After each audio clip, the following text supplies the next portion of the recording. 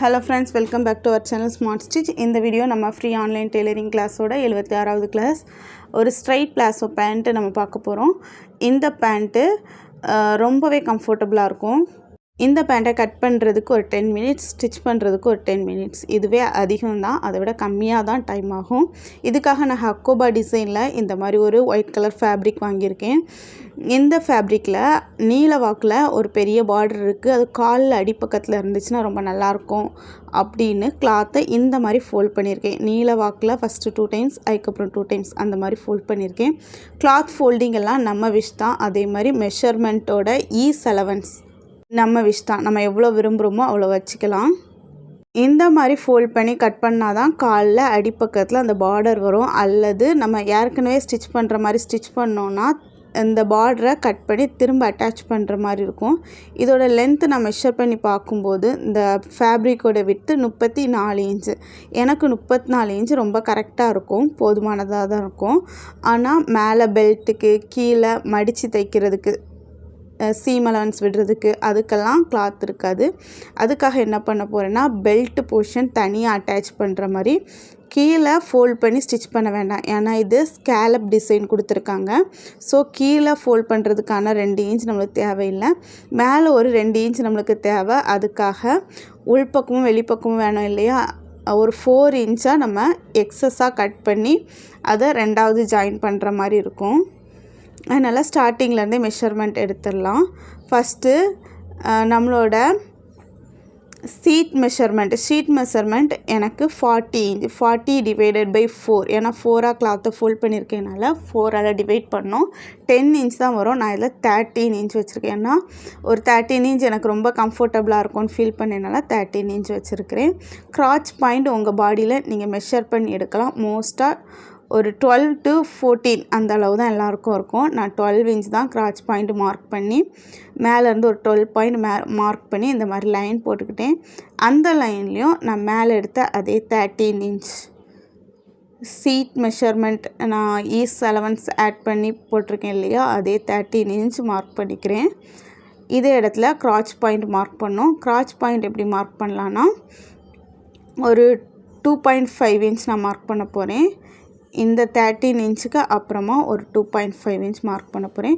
இந்த கிராச் பாயிண்ட்டும் எல்லாருக்குமே 2.5, மோஸ்ட்டாக பெரியவங்களுக்கு 2.5லேருந்து 3 வரைக்கும் தான் இருக்கும். சின்ன பிள்ளைங்களுக்கு 1.5லேருந்தே ஸ்டார்ட் பண்ணலாம். 1.5, 2 அந்த மாதிரி சின்ன பிள்ளைங்களுக்கு நம்ம மெஷர்மெண்ட் எடுக்கலாம். டீனேஜ் கேர்ள்ஸ்க்கெலாம் இந்த மாதிரி 2 எடுத்தால் கரெக்டாக இருக்கும். அதில் ஆர்ம் ஹோல் கேவ் போடுற மாதிரி ஒரு வளைவு லைன் போட்டு எடுத்துக்கிட்டேன். லென்த்து 34 இன்ச் எனக்கு கரெக்டாக இருக்குது. நீங்கள் ரொம்ப ஹைட்டாக இருக்கீங்க, இந்த 34 இன்ச்செல்லாம் உங்களுக்கு பத்தாது அப்படின்னு நினச்சிங்கன்னா சைடில் இருக்க கிளாத் எடுத்து மேலே ஜாயின் பண்ணிக்கோங்க. கீழே ஜாயின் பண்ணால் வெளியே தெரியும். ஸோ மேலே ஜாயின் பண்ணிக்கோங்க. இப்போது பிளாசோ பேண்டோட கால் சுற்றளவு, அடிக்கால் சுற்றளவு நம்ம மார்க் பண்ணோம். நான் இந்த ட்ரெஸ்ஸுக்கு 9 இன்ச் தான் மார்க் பண்ணுறேன். ஆனால் 12 இன்ச் வரைக்கும் மார்க் பண்ணலாம். மேலே நம்ம 13 இன்ச்சு மார்க் பண்ணியிருக்கனால அதை விட 1 இன்ச் கம்மி பண்ணி மார்க் பண்ணோம். அதுதான் கரெக்டான பிளாசோ பேண்ட்டு. நான் இந்த பேண்ட்டு ரொம்ப பெருசாக இருந்தால் எனக்கு ரொம்ப கம்ஃபர்டபுளாக இருக்காது. ஸோ எனக்கு 9 இன்ச் கரெக்டாக இருக்கும். நான் 9 இன்ச் மார்க் பண்ணிட்டேன். எல்லா அளவுகளுமே உங்கள் கம்ஃபர்டபுளுக்கு நீங்கள் மாற்றிக்கலாம். இதே பிளாசோ பேண்ட்டே ஏற்கனவே நம்ம சிகரெட் கட்டு பேண்ட்டில் ஃப்ரண்ட்டு தனியாக பேக் தனியாக கட் பண்ணோம் இல்லையா, அந்த மாதிரி கூட நீங்கள் ஸ்டிச் பண்ணலாம். அப்படின்னா இன்னும் நல்லாயிருக்கும். இந்த மாதிரி ஹக்கோபா டிசைன் நீங்கள் வாங்குறீங்கன்னா வித்தான கிளாத்து இருக்குன்னா உங்களுக்கு கிடச்சினா அதை வாங்கிக்கோங்க. இது 34 இன்ச் தான் இருக்குது. 44 இன்ச் வரைக்கும் உள்ள கிளாத் உண்டு. எல்லா கடைகள்லையும் அது கிடைக்காது. உங்களுக்கு அப்படி கிடச்சினா அதை வாங்கிக்கோங்க. ஸ்டிச் பண்ணுறதுக்கு ரொம்ப ஈஸியாக இருக்கும்.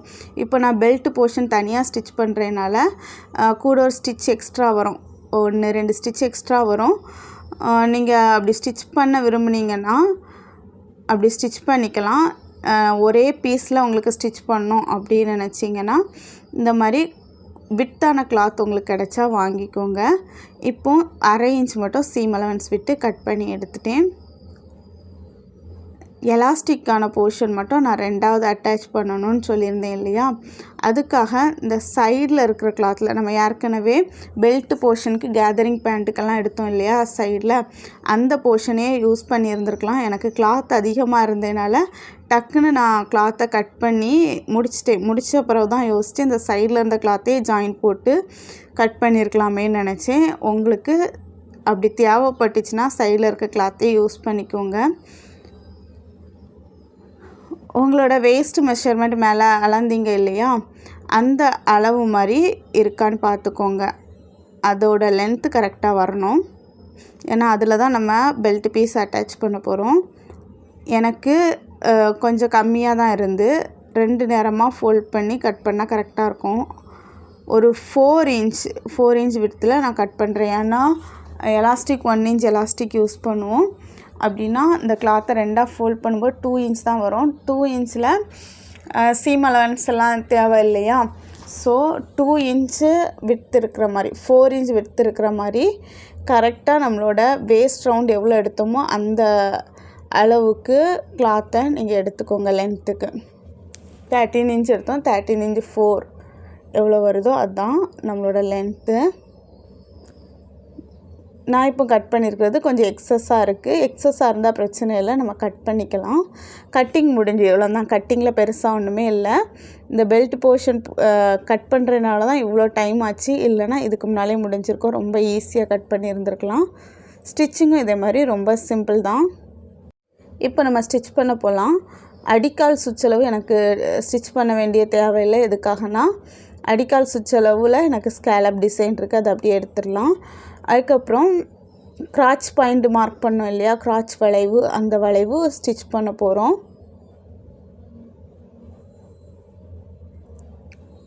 அதுக்காக right side facing right side கரெக்டாக இருக்கான்னு ஒரு முறை பார்த்துக்கோங்க. பார்த்துட்டு ஒரு 1/2 இன்ச் சீம் அலவன்ஸில் அந்த கிராச் வளைவை ஸ்டிச் பண்ணி எடுத்துக்கோங்க. 2 ஸ்டிச் 2 டபுள் ஸ்டிச் போட்டு எடுத்துக்கோங்க.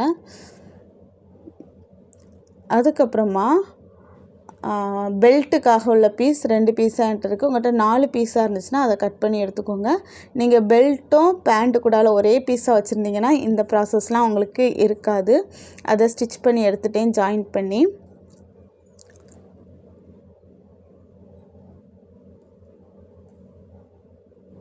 இப்போது பெல்ட்டு பீஸை இது கூடால அட்டாச் பண்ணுறேன். எப்படி வச்சுருக்கேன்னா கிளாத்தோட ராங் சைடு பெல்ட்டோட ரைட் சைடு அந்த மாதிரி வச்சு ஸ்டிச் பண்ணால் தான் கரெக்டாக வரும். கிளாத்தோட ராங் சைடு இருந்து ரைட் சைடு டர்ன் பண்ணுற மாதிரி பெல்ட்டை ஸ்டிச் பண்ண போகிறேன். நிறைய டெய்லர்ஸ் எப்படி பண்ணுவாங்கன்னா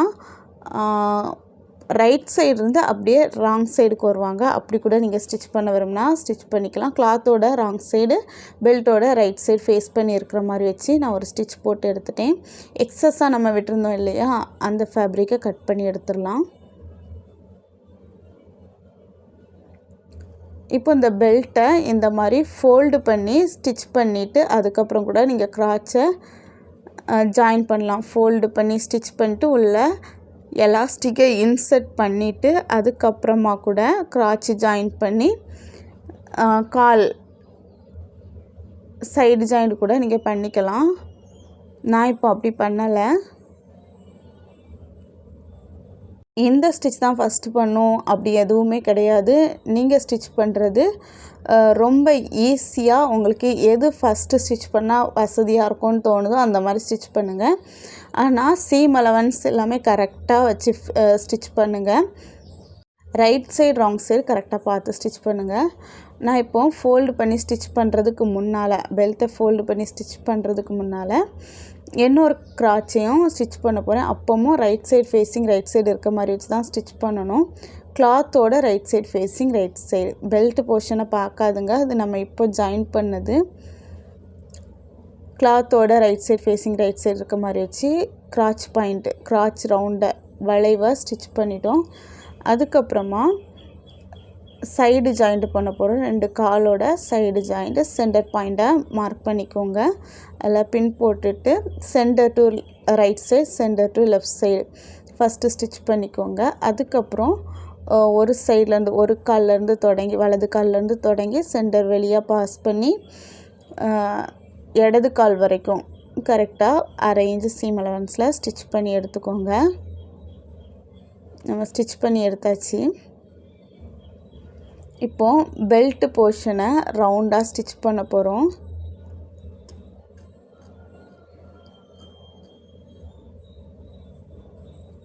அதுக்காக இந்த மாதிரி எடுத்துக்கோங்க. கிளாத்தோட ரைட் சைடு, ஏன்னா ஃபஸ்ட் நம்ம ராங் சைடு இருந்து டர்ன் பண்ணி ரைட் சைடு ஸ்டிச் பண்ண போகிறோம். எக்ஸஸாக ஏதாவது இருந்துச்சுன்னா கட் பண்ணிக்கோங்க. எனக்கு அந்த இடத்துல ஒரு 1/4 இன்ச் அளவு டிஃப்ரென்ஸ் இருந்து ஜாயின் பண்ணனால இப்படி ஸ்டிச் பண்ணோம். ஆனால் எனக்கு பிசுறு வெளியே தெரியுது. இதை அந்த பெல்ட் போர்ஷனில் மட்டும் தெரியுது. அதுக்காக என்ன பண்ணணும்னா இந்த இடத்த ஒரு 1/4 இன்ச் அளவுக்கு, 1/2 இன்ச்சு சீம் அலவன்ஸ் விட்டுருந்தோம், அப்படியே 1/4 இன்ச்சாக மடித்து ஒரு ஸ்டிச் போட்டுட்டு அதுக்கப்புறம் ஸ்டிச் பண்ணணும். நான் ஏற்கனவே ஃபஸ்ட்டு சொல்லியிருந்தேன் இல்லையா, இந்த பெல்ட்டு போர்ஷனை ஃபோல்டு பண்ணி ஸ்டிச் பண்ணிவிட்டு உள்ள எலாஸ்டிக் இன்சர்ட் பண்ணிவிட்டு அதுக்கப்புறம் கிராட்சு ஸ்டிச் பண்ணோன்னா இந்த மிஸ்டேக் வந்திருக்காது. நான் ஒரு ஸ்டெப் வித்தியாசமாக ஸ்டிச் பண்ணனால இந்த மாதிரி வந்துடுச்சு. ஓகே, ஒன்றும் பிரச்சனை இல்லை. நம்ம இப்போது அதை சீம் வெளியே தெரியாமல் ஸ்டிச் பண்ணிட்டோம். இப்போது எலாஸ்டிக்காக கொஞ்சம் இடத்த மட்டும் விட்டுருந்தோம் இல்லையா, அந்த இடத்துல எலாஸ்டிக் இன்சர்ட் பண்ணோம். எலாஸ்டிக்கோட லென்த் ஏற்கனவே நான் சொல்லியிருந்த மாதிரி என்னோடய வேஸ்ட் ரவுண்டு, சீட் ரவுண்டு இல்லை, வேஸ்ட் ரவுண்டு 33 இன்ச். அந்த 33 இன்ச்சில் 6 இன்ச் கம்மி பண்ணி 5 இன்ச் கம்மி பண்ணி 28 இன்ச்சில் நான் எலாஸ்டிக் யூஸ் பண்ணுறேன்.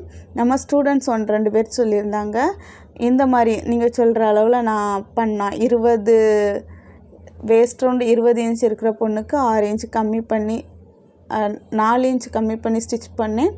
எனக்கு ரொம்ப டைட்டாக இருந்துன்னு சொல்லியிருந்தாங்க. அதுக்கு ரீசன் எலாஸ்டிக்கோட எலாஸ்டிசிட்டி சில எலாஸ்டிக்கில் கம்மியாக இருக்கும், அதுதான். இல்லைன்னா இன்னொரு ரீசன் இருக்குது, நம்ம மெஷர்மெண்ட் எடுக்கிறது. இப்போது நான் எப்போ மெஷர்மெண்ட் எடுத்தாலும் கரெக்டாக எடுக்க மாட்டேன், கரெக்டாக டைட்டாக எடுக்க மாட்டேன். உள்ள ஒரு ஃபிங்கர், நம்மளோட தம் ஃபிங்கர் உள்ள அந்த டேப்பை வச்சு சுற்றும்போது உள்ள தம் ஃபிங்கர் வச்சு லைட்டாக லூஸ் ஃபிட்டிங் விட்டு அப்படி தான் மெஷர்மெண்ட் எடுப்பேன். மேபி நம்ம ஸ்டூடெண்ட்டு டைட்டாக கூட எடுத்துருக்கலாம். நான் டைட்டாக எடுக்கும்போது 31 இன்ச் தான் என்னோடய வேஸ்ட் வந்துச்சு. அப்படின்னா 4 இன்ச் தான் நான் மைனஸ் பண்ணதாக வரும். டெய்லரிங்கை பொறுத்த வரைக்கும் எப்போவுமே கரெக்டாக டைட்டாக எடுக்கக்கூடாது. எல்லா டெய்லர்ஸுமே இப்படி தான் மெஷர்மெண்ட் எடுப்பாங்க. ஒரு ஃபிங்கர் உள்ளே இருக்கிற மாதிரி லைட்டாக லூஸ் ஃபிட்டு தான் மெஷர்மெண்ட் எடுக்கணும். நம்ம ஒரு 2 இன்ச் அளவுக்கு கேப் விட்டுருந்தோம். அந்த கேப் வழியே எலாஸ்டிக்கை இன்சர்ட் பண்ணி எலாஸ்டிக்கை உள்ளே வச்சு அந்த ஓரத்தில் ஒரு ஸ்டிச் போட்டு எடுத்துட்டோம். இப்போது எலாஸ்டிக் மூவ் ஆகாத மாதிரி இந்த மாதிரி ஒரு ஸ்டிச் போடணும். ஸ்டிச் போடும்போது left side right side, front and back 2 சைடுமே கையால் அந்த மாதிரி இழுத்துட்டு அதுக்கப்புறம் ஸ்டிச் போடுங்க. கரெக்டாக சென்டரில் போடுங்க. பார்க்குறதுக்கு ரொம்ப லுக்கு நல்லாயிருக்கும். நம்ம ஸ்டூடெண்ட் ஒருத்தங்க ஏற்கனவே கேட்டிருந்தாங்க, எலாஸ்டிக் உள்ளே போட்டதுக்கப்புறம் கொஞ்சம் அப்படி திருங்கின மாதிரி இருக்குது அப்படின்னு சொல்லியிருந்தாங்க. அது ஸ்டூடெண்ட் பண்ணுற மிஸ்டேக் தான்.